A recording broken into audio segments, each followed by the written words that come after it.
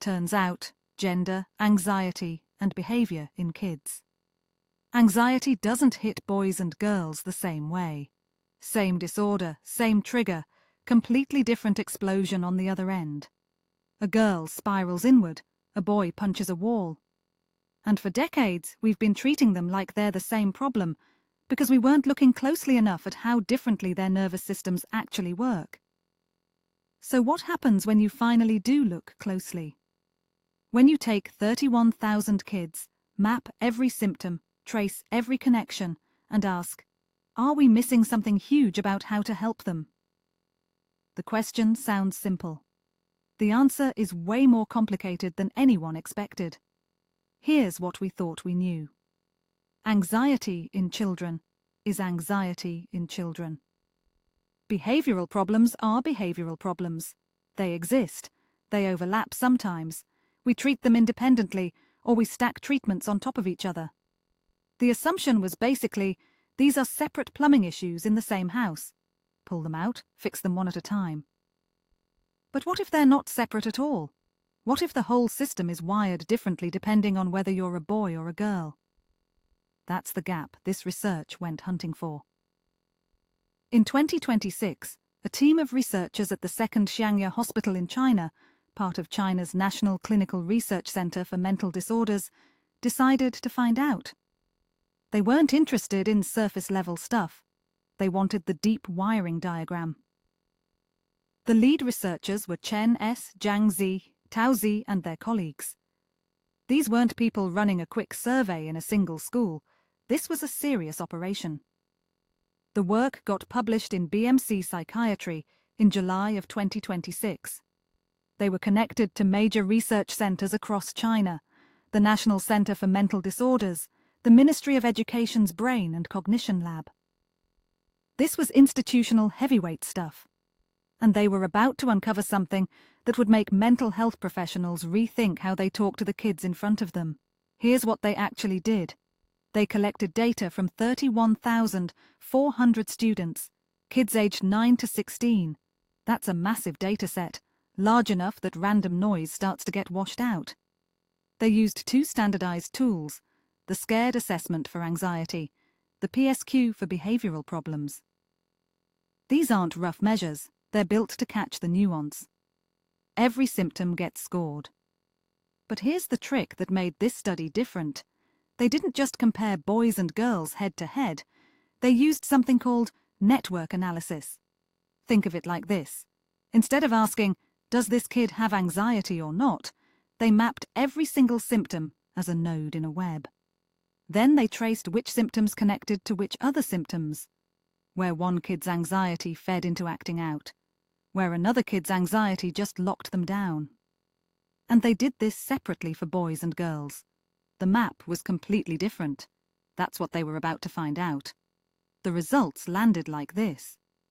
Girls reported significantly higher anxiety than boys, not a little higher, meaningfully higher.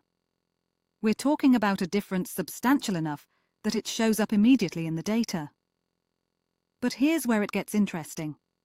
Boys with anxiety didn't express it the same way girls did. When a girl got anxious, it often stayed internal. Racing thoughts, panic, avoidance. When a boy got anxious, it converted into behavioral problems more directly. Acting out, aggression, defiance. Not all boys, not every time, but the statistical link was stronger. Girls who were anxious didn't automatically become behavior problems.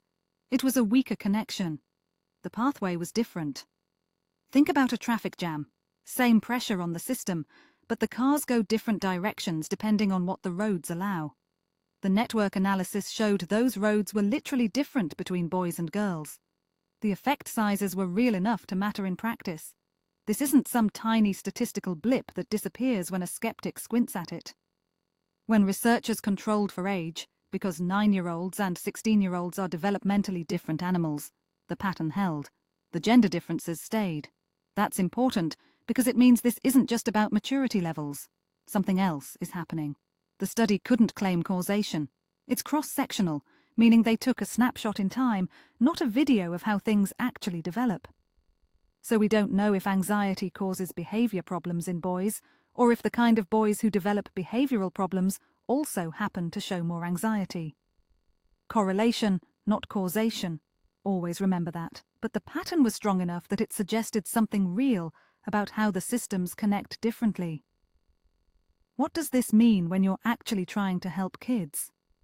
Teachers and therapists, take note. An anxious boy might not tell you he's drowning. He might show up as the kid who can't sit still, who talks back, who gets sent to the principal. You're seeing the behavior. You're not seeing the anxiety driving it. You might label him a conduct problem when the real issue is he's terrified and expressing it the only way his nervous system knows how. An anxious girl might go silent, withdraw, say nothing. You might miss her too, just in the opposite direction. The intervention that works for one doesn't work for the other. You need different approaches.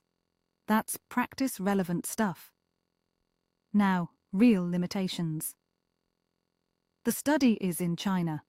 That's important because cultural factors shape how kids express emotions.